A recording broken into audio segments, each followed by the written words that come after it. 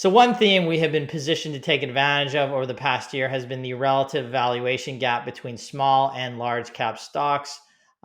This is up to the last week of September from Yardini Research. Charts here shows the relative forward PE valuations currently for US mega caps, large cap, and small to mid cap stocks. So let's just take a quick look back to this fall, which was a good time to buy high quality, profitable small caps for a number of reasons. One was the relative valuations. In early November, the range we see is there's significant valuation gap between large caps here and the small caps represented by the S&P 600. The large caps there are represented by the S&P 500.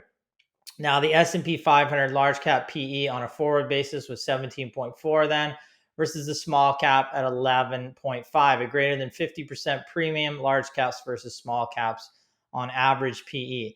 Again, this is when there's some excellent buying opportunities in high quality earnings based micro to mid cap stocks, but primarily get in the small cap space. Now, I often see analysts take a retrospective look at great buying opportunities in the past, which is frankly very simple. The key is, how did you react in that time? What recommendations did you make to your clients? What did you do in your portfolio? That is key, obviously, for the performance of your portfolio or your client's portfolio going forward. So basically, a year ago to the day, seeing the small cap valuation opportunity, we recommended Cipher Pharma at 389, bought for under 5 times earnings. 50% of its market cap was in cash. Today, it trades at around 1690. It's the best performing stock on the entire Toronto Stock Exchange, up 334.44% over that time, and it's by quite a margin. We acted on this opportunity and literally picked the best performing stock over that 52-week period. So while the valuation gap has narrowed slightly, the forward PE on the large cap S&P 500 is 20.9 versus the small cap S&P 600 at 14.9. There is still a 40% premium. To put this in perspective, for the better part of the past 25 years, small caps, due to their higher growth profile, have traded with a premium PE multiple to their large cap brethren. The continued inversion of this ratio continues to create an opportunity if the multiple were to reverse in favor of small caps as it held the first 20 years of the century. There is significant upside in small caps. Now, not all small caps are created equal. The universe we're using here for this comparison is profitable small caps versus profitable large caps, which aligns with our coverage universe. If you were to use a small cap measure that does not use profitability as a criterion, such as the Russell 2000 index, which holds a great deal of unprofitable small caps, they can look expensive relative to large caps at present. What this tells us is unprofitable small caps are expensive.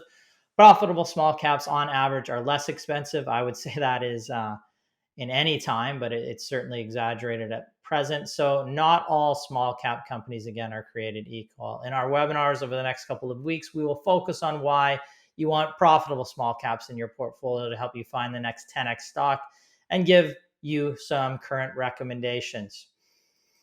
And that'll end off this segment. Yeah, no, it's always quite interesting to watch the different valuation sizes, but like Ryan was really stressing is we focus on profitable companies. When you're looking at those index level metrics, a lot of times you will have things mixed in which just we wouldn't touch in the first place. And that would even skew the data a bit more sometimes, or it closes the gap a bit. And that's something which you really need to just watch in general when you are looking at those index level metrics or comparisons, is what is actually in the index.